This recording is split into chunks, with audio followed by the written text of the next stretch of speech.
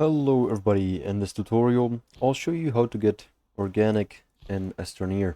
This is especially useful for powering the small generator or making carbon from it and powering like the medium generator. So to begin, you can find the organic on every single planet that is in Astroneer, and to mine it you want to press E on your keyboard. This is going to pick out the mining tool, with which then you can mine the organic, which are going to be all kinds of plants, and they'll look different on every single planet. But on the starting planet, like I'm here, you can see it's just grassy kind of plants. And as you can see, once you hear the ping, that means you've got one organic gathered.